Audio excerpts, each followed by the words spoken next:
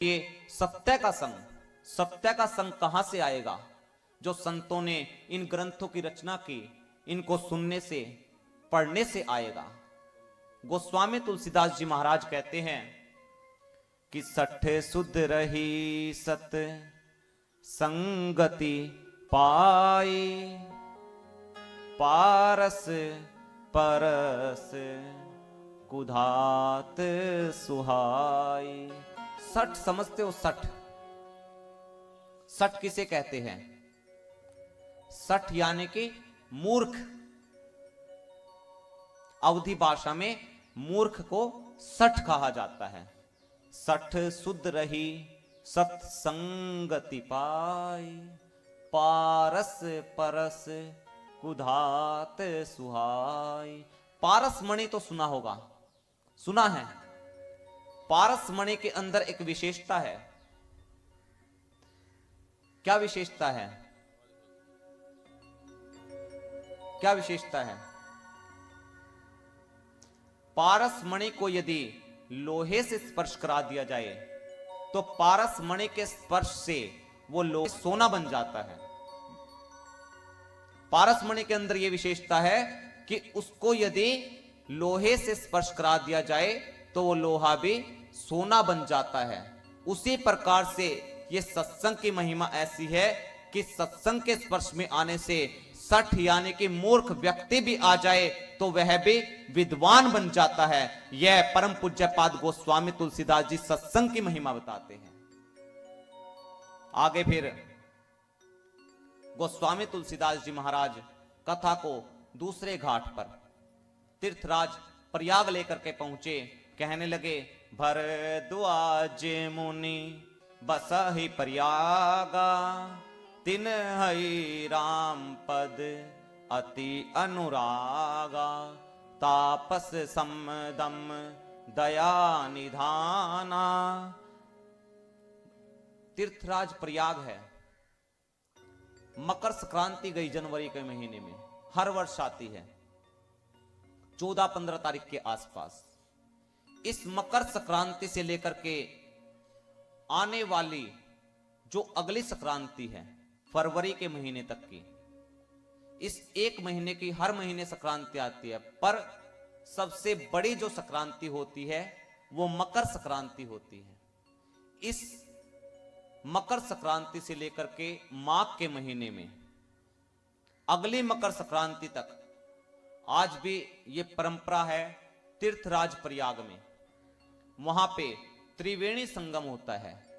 गंगा जी, यमुना जी और मां सरस्वती जी, तीनों का मिलन होता है। तो उस शुभ अवसर पर पूरे विश्व ब्रह्मांड के संत जन मुनि जन आकर के वहां पर तपस्या आदि करते हैं, स्नान करते हैं।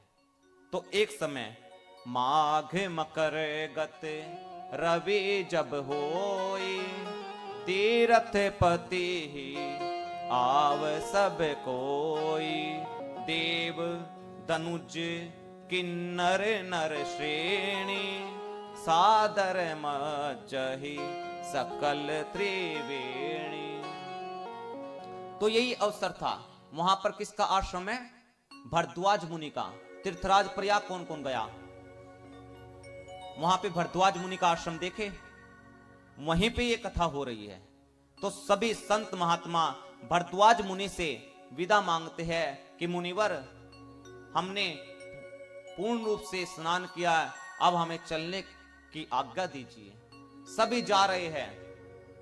तो उन्हीं संत महात्माओं में, मुनिजनों में एक बहुत ही अच्छे विद्वान और सब प्रकार से वेदों को जानने वाले जाग बलिक मुनि परम विवेकी, भरद्वाज राखे पद टेकी। एक श्री याज्ञवल्क जी ऋषि थे। वो जाने लगे। उनको भारद्वाज जो ऋषि है उन्होंने पैरों को पकड़ लिया और कहने लगे, महाराज आप मत जाइएगा, कुछ दिन और यहां रहिएगा। देखिए, कोई भी भक्त है, यदि भाव से रोके तो उसके चेहरे का आकार ही बता देता है कि इसके अंदर कितना हमें रोकने का भाव है। वरना कुछ ऐसे है, हाँ जी चले जी, ठीक है जी, सभी का आकार बता देता है। तो भरद्वाज मुनि ने बड़े आदर सहित रोका और फिर सादर चरण सरोज पखारे, अति पुनीत आसन बैठारे। चरणों को पखारा और श्रेष्ठ आसन पर बैठाया। फिर करी पूजा मुनि सुजसु बखानी, बोले अति पुनीत मृदुवानी। पूजा करके यहां पर भरद्वाज मुनि के मन में कथा को श्रवण करने की, श्रोता बनने की इच्छा उत्पन्न हुई। अब श्रोता भी तीन प्रकार के होते हैं। तीन प्रकार के श्रोता बताया जाए कौन कौन से होते हैं।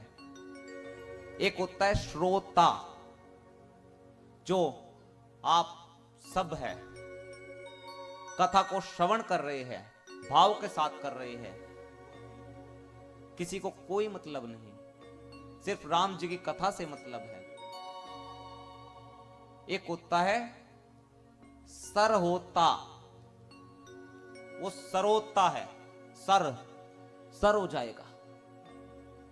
एक सत्य घटना आपको बताऊं मैं। एक जगह कथा चली हुई थी और